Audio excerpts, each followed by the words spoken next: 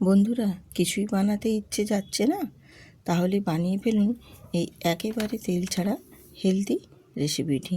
ভীষণ স্বাস্থ্যকর এবং ভীষণই ভালো একটি রেসিপি। তো রেসিপিটি বানানোর জন্য আমি কি কি উপকরণ নিয়েছি আর কিভাবে আমি আজকে রেসিপিটি বানাচ্ছি সম্পূর্ণ আপনাদের সাথে শেয়ার করছি। দেখুন, আশা করছি ভালো লাগবে। আমি এখানে 1 বাটি সুজি নিয়েছি, আর 1 বাটি সুজির মধ্যে অল্প সামান্য একটু নুন দিয়ে দিয়েছি। দিয়ে সুজি আর নুনটাকে খুব ভালো করে আগে মিক্সড করে নিয়েছি।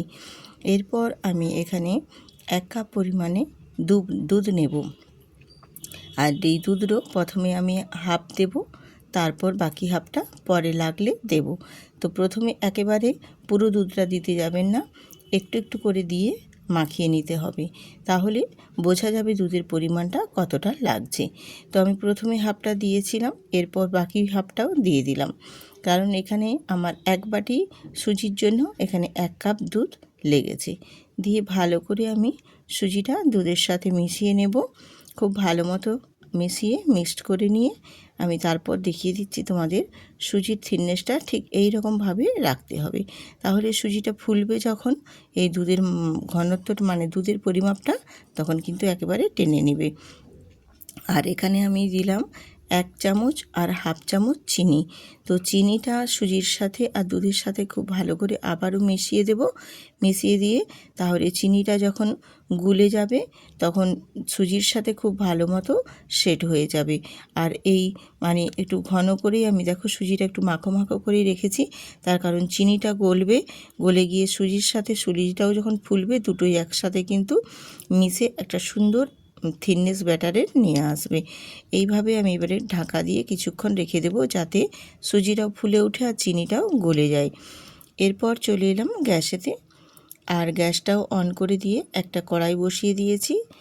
কড়াইয়ের মধ্যে আমি এখানে দিয়ে দিলাম একটা গাজর। অবশ্য কড়াইটা একটু তাতিয়ে নিয়ে তারপর কড়াইয়ের মধ্যে গাজরটা দেব। আর এখানে আমি একটা ছোট সাইজের, ছোটও নয় একবারে বড়ও নয়, মিডিয়াম সাইজের একটা গাজরকে গ্রেট করে নিয়েছি। গ্রেট করে নিয়ে এবার গাজরটাকে একটু শুকনো কড়াইয়ের মধ্যে প্রথমে একটু নাড়াচাড়া করে ভেজে নিচ্ছি।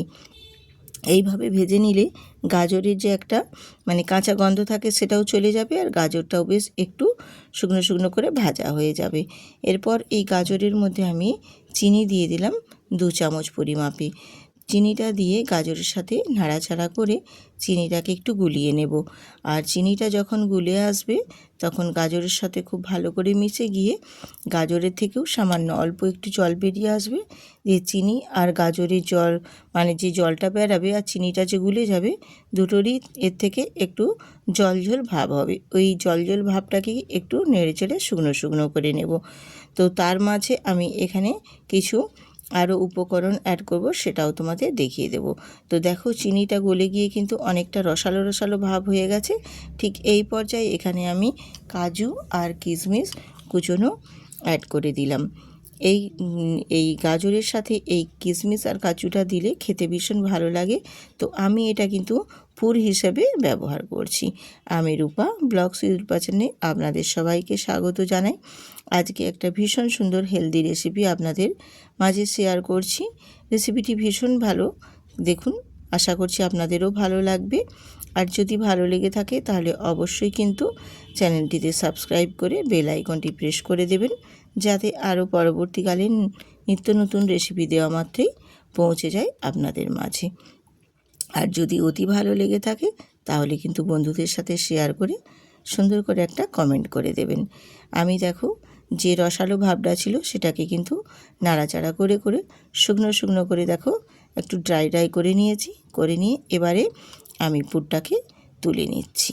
তুলে নিয়ে আমি ওই প্লেটের মধ্যে একটু ছড়িয়ে ছড়িয়ে দেব, যাতে করে তাড়াতাড়ি ঠান্ডা হয়ে যেতে পারে। এরপর আমি এটাকে রেখে দেব যাতে করে ঠান্ডা হয়ে যায়। আর এপাশে আমি চলে এলাম যে সুজিটা আমি এখানে মানে দুধের সাথে মিশে গিয়ে যাতে খুব ভালো মতো সুজিটা ফুলে যায়, সেই জন্য ঢেকে রেখেছিলাম কিছুক্ষণ। এবার সেটাও তোমাদের দেখিয়ে দিচ্ছি। দেখো চিনিটা একেবারেই গুলে গেছে আর সুজিটাও বেশ সুন্দরভাবে কিন্তু ফুলে গেছে। দেখো সুজিটা ফুলে গিয়ে আর চিনিটাও গলে গিয়ে দুটো কিন্তু বেশ ভালো মতো একটা থিকনেস নিয়ে নিয়েছে। কিন্তু আমি এই পর্যায়ে রাখবো না, এখানে আমি আর একটু জল দেব। জল দিয়ে আমার ব্যাটারটা কিন্তু আর একটু পাতলা করে নিতে হবে। তার জন্য এখানে আমি আরও 2 চামচ দুধ অ্যাড করে দিলাম। আমি কতটা পরিমাণে দিচ্ছি, কিভাবে দিচ্ছি সম্পূর্ণটাই কিন্তু আপনাদের সাথে শেয়ার করছি। পুরোটাই কিন্তু স্টেপ বাই স্টেপ ফলো করবেন, স্কিপ করবেন না, তাহলে কিন্তু বুঝতে পারবেন না আমি কিভাবে আজকের এই পুরো রেসিপিটি বানিয়ে নিচ্ছি। আমি এখানে আরও 2 চামচ দুধ দিয়ে দেখো খুব ভালো মতো ফেটিয়ে নিয়েছি। ফেটিয়ে নিয়ে রেডি করে নিয়েছি। আর ব্যাটারের থিকনেসটাও কীরকম রেখেছি সেটাও তোমাদের দেখিয়ে দিলাম। এরপর এখানে আমি অ্যাড করে দিচ্ছি একটা ইনো প্যাকেটের হাফ ইনো এখানে আমি দিয়ে দিলাম। আর ইনোটা অ্যাক্টিভ করার জন্য এখানে সামান্য অল্প একটু দুধ দিয়ে দিলাম। দুধটা দিয়ে ইনোটা খুব ভালো মতো ব্যাটারের সাথে মিশিয়ে আমি অ্যাক্টিভ করে নেব। এইভাবে ইনোটা দিয়ে ব্যাটারটা কিন্তু খুব ভালো করে মিক্সড করে নিতে হবে। এইভাবে অনবরত একটু নেড়ে নেড়ে কিন্তু মিক্সড করে নিলে তাহলে ইনোটা পুরো ব্যাটারের মধ্যে খুব ভালো মতো একদম মিশে গিয়ে একটা ফর্মের মতো রেডি হয়ে যাবে পুরো ব্যাটারটা। এইভাবে ব্যাটারটা রেডি করে নিলে এগুলো রেসিপিটা বানানোতে কিন্তু ভীষণই সুন্দর হবে। এরপর এটাকে এক সাইডে রেখে দিয়ে আমি এপাশে যে পুরটা ঠান্ডা করতে দিয়েছিলাম, আর পুরটা আমার ঠান্ডা হয়ে গেছে। এর থেকে আমি অল্প অল্প করে পরিমাণে নিয়ে হাতের তালুতে একটু ঠেসে ঠেসে দিয়ে গোল গোল করে আমি নাড়ুর মতো রেডি করে নিচ্ছি। এরকমভাবে নাড়ুর মতো রেডি করে নিলে তাহলে আমার এইগুলো যে রেসিপিটা বানাবো সেক্ষেত্রে সুবিধে হবে। আর এপাশে দেখো আমি 3টে গ্লাস নিয়ে নিয়েছি। আর 3টে গ্লাসের মধ্যে আমি আজকে এই রেসিপিটি বানিয়ে নেব। এর জন্য আমি একটু অল্প তেল ব্রাশ করে দেব। একেবারে কিন্তু অয়েল ফ্রি এই রেসিপিটাই, শুধুমাত্র জাস্ট একটু অল্প তেল। আমি কিন্তু গ্লাসের মধ্যে তেলও দিচ্ছি না, জাস্ট একটু ব্রাশের মধ্যে একটু লাগিয়ে নিয়ে সেই ব্রাশটাই কিন্তু গ্লাসের মধ্যে ঘুরিয়ে নিয়েছি। এবারে প্রতিটা গ্লাসেই কিন্তু আমি একটু তেল ব্রাশ করে দিয়েছি। দিয়ে এবারে এক হাতা করে ব্যাটার দিয়ে দেব। আমি প্রতিটা গ্লাসেই কিন্তু এই রকমভাবে এক হাতা করে প্রথমে ব্যাটার দিয়ে দিচ্ছি। তোমরাও ঠিক এই রকমভাবে একই প্রসেসে বন্ধুরা বানিয়ে নেবে।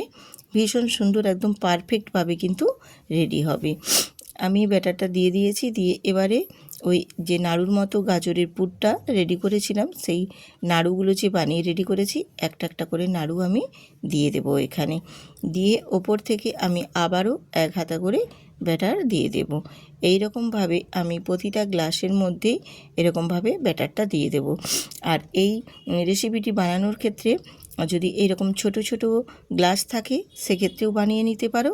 আর না হলে ছোট ছোট যদি বাটি থাকে চৌকো চৌকো শেপে, সেক্ষেত্রেও সেই বাটি দিয়েও বানিয়ে নিতে পারো। যে কোনো জিনিস দিয়ে বানালে খুব সুন্দরভাবে রেডি হয়ে যাবে। এরপর দেখো আমি চলে এলাম গ্যাসেতে একটা ফ্রাই প্যান বসিয়ে দিয়েছি। দিয়ে এবারে দিয়ে দেবো এখানে 1 চামচ পরিমাণে জল। 1 চামচ পরিমাপ করে জল দিয়ে জলটাকে একটু ফুটতে দেব। জলটা ফুটে আসলে এবারে উপর থেকে আমি গ্লাসগুলো দিয়ে দেব। এইভাবে গ্লাসগুলো ওই জলের ওপরেই কিন্তু বসিয়ে নেব। আর এই রেসিপিটা আমি সম্পূর্ণ জলের ভাপেই রেডি করে নেব। এটাতে কিন্তু আর অন্য রকমভাবে কিন্তু বানাতে হবে না। এই রকম জলের ভাপে রেডি করে নিলে ভীষণ সুন্দরভাবে রেসিপিগুলো রেডি হয়ে যাবে। এরপর ওপর থেকে আমি একটা ঢাকনা দিয়ে ঢেকে দেব, যাতে গ্লাসগুলো বেশ সুন্দরভাবে একদম বসে থাকতে পারে। দিয়ে 15 মিনিট মতো আমি বেক করে নিয়েছিলাম। 15 মিনিট পর তোমাদের দেখিয়ে দিচ্ছি। দেখো কত সুন্দরভাবে একদম বেক হয়ে রেডি হয়ে গেছে। আর এখানে আমার একটু ভাপটা লেগে গিয়েছিলো বলে তার জন্য ক্যামেরাটা একটু সাদা হয়ে গেছে, তোমরা একটু মানিয়ে নেবে। আর এপাশে দেখো খুব সুন্দরভাবে আমার একদম বেক হয়ে গেছে। আমি গ্যাসটাও অফ করে দিলাম। অফ করে দিয়ে এবারে আমি এগুলোকে গ্লাসগুলোকে একটু ঠান্ডা করে নাবিয়ে তারপর তোমাদের দেখিয়ে দেবো। বেশ সুন্দরভাবে দেখো একদম বেক হয়ে গেছে, একটুও কিন্তু হাতে লেগে যাচ্ছে না। এইভাবে বানিয়ে নেবেন, ভীষণ সুন্দরভাবে রেডি হয়ে যাবে। আর আমি ঠান্ডা করে নিয়ে তারপর চলে এসেছি। দেখুন কত সুন্দরভাবে একদম ফুলে ফেঁপে উঠেছে। দেখো দেখতেও কিন্তু বেশ ভালো লাগছে, সুন্দর একটা রেসিপি।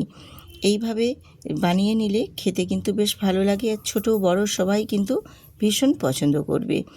আর আমি একটা স্প্যাচুলা দিয়ে দেখো একটু সামনেটা ছাড়িয়ে দিয়ে একটু চেপে দিলেই হাত দিয়ে খুব সুন্দরভাবে দেখো একদম বেরিয়ে চলে আসছে। এরকমভাবে রেডি করে নিলে এগুলো কিন্তু একটু গ্লাসের মধ্যে লেগে যাবে না, বেশ ভালো মতোই কিন্তু একেবারে বেরিয়ে চলে আসবে। আর আমি কিন্তু খুব বেশিও এখানে তেল ব্যবহার করিনি, একেবারে সামান্য অল্প তেল দিয়েই আজকের এই রেসিপিটি বানিয়ে নিয়েছি। তাই আমি বলছি যে তেল ছাড়া এই স্বাস্থ্যকর রেসিপিটি একবার বানিয়ে নাও, খেতে ভীষণ ভালো লাগে। মাঝে মধ্যে যখনই কিছু বানাতে মন চাইবে না, তখন একবার এইভাবে বানিয়ে ট্রাই করবেন বন্ধুরা, বেশ ভালো লাগে। ছোট বড় সবাই পছন্দ করবে এবং খেতেও ভীষণ ভালোবাসবে। আর এটা আমি একটু হাত দিয়ে কাটবো না, ছুরি দিয়ে কেটে তোমাদের দেখিয়ে দিচ্ছি ভেতরটাও কত সুন্দর হয়েছে, কতটা স্পঞ্জি এবং কতটা নরম হয়েছে সেটাও তোমাদের দেখিয়ে দিচ্ছি। এইরকমভাবে বানিয়ে নেবেন বন্ধুরা, ভীষণ ভালো। আর যদি ভালো লেগে থাকে তাহলে কিন্তু অবশ্যই চ্যানেলটিতে সাবস্ক্রাইব করে বেল আইকনটি প্রেস করে দেবেন। আমার পুরনো বন্ধুরা যারা আমার প্রতিদিন ভিডিওতে আমার পাশে থেকো তাদেরকে অসংখ্য অসংখ্য ধন্যবাদ। আর যে সমস্ত নতুন নতুন বন্ধুরা আজকে আমার ভিডিওটি দেখছেন অবশ্যই সাবস্ক্রাইব করে বেল আইকনটি প্রেস করে দেবেন। আবার আসবো এইরকম নিত্য নতুন রেসিপি নিয়ে আপনাদের মাঝে।